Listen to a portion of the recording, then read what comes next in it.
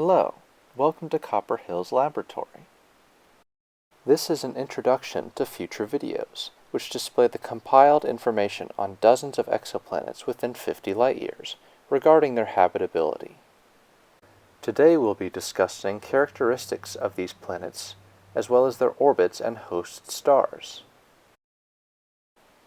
The following videos will feature either terrestrial exoplanets or gas giants.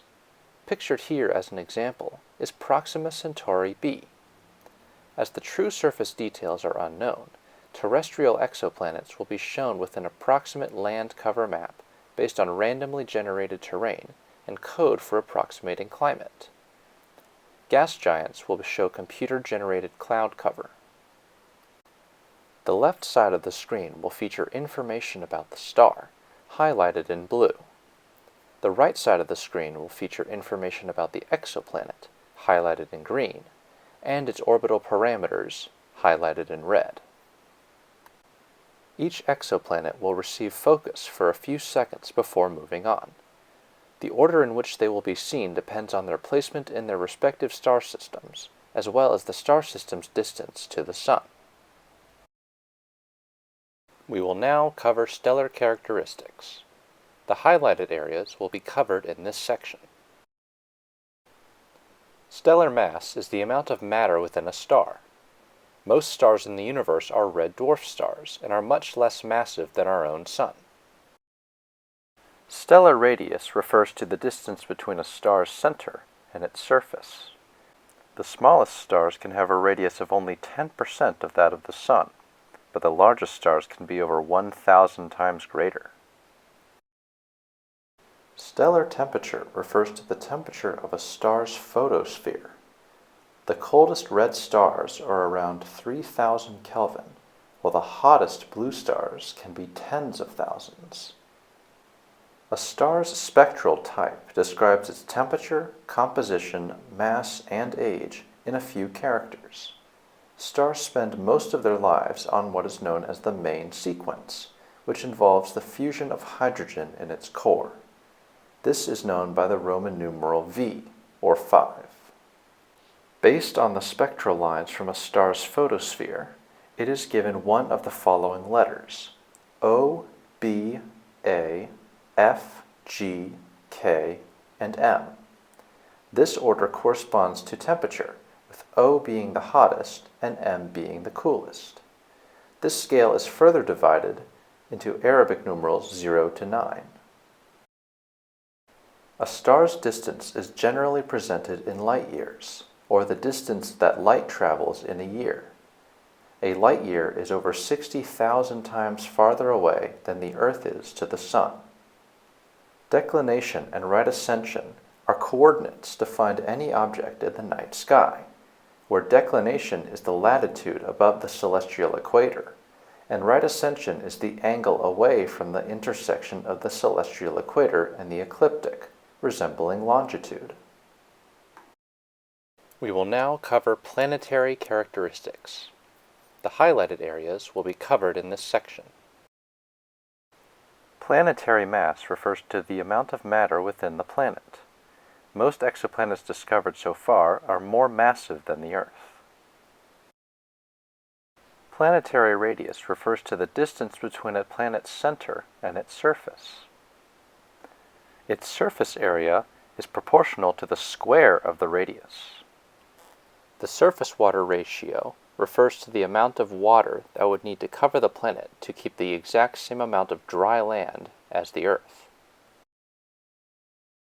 Density is the amount of mass within a specified volume. As different elements and compounds have different densities, it is possible to estimate the composition of a planet when its density is known, among other factors. A planet with higher gravity but identical composition will have a higher density, as the mass is compressed within its core. Gravity is the acceleration one feels towards the ground due to a planet's mass, although it also depends on how far from the center of the planet one is standing. Gravity on the surface of the Earth is defined as 1g. The escape velocity is the speed one would have to travel in order to escape the gravity of a planet altogether. The more massive a planet, or the closer one gets to its center, the higher the escape velocity. We will now cover orbital parameters. The highlighted areas will be covered in this section. The semi-major axis is the median distance between a planet and its star throughout its orbit. The orbital period is the amount of time it takes for the planet to orbit its star once. The eccentricity of an orbit is a scale from 0 to 1 that describes how elliptical the path is of a planet around its star. A 0 describes a perfectly circular orbit, and a 1 describes a parabolic orbit of a planet with exactly the star's escape velocity at its closest point. Equilibrium temperature is the temperature of a planet based on its semi-major axis, albedo, the star's temperature, and the star's angular diameter. As the albedo, or reflectivity, is unknown, it is assumed to be 30%, equivalent to the Earth's. Due to future technologies, such as solar shades and orbital mirrors, planets that are currently too close or far to their stars may become part of what is called the technological habitable zone. However, there are still limits to this range in materials science and planetary formation. The angular diameter of a star is the apparent size of a star from the planet at the distance of its semi-major axis. It is given in degrees. The Sun and the Moon both appear half a degree wide in the sky on Earth.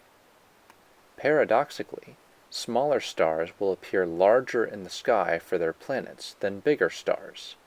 This is because planets must be extremely close to smaller stars in order to be habitable. The L1 Lagrange point is the location between a planet and its star where their gravitational accelerations are balanced. The distance from a planet to its L1 is also the radius of its Hill sphere, the limit of its gravitational influence. A moon must be located within this distance in order to orbit a planet. There is a competition for naming exoplanets, including several within the following videos. A link will be provided in the description below for more details. Please comment your ideas for a formal name for a star and its exoplanet based on the official list. Thanks for watching.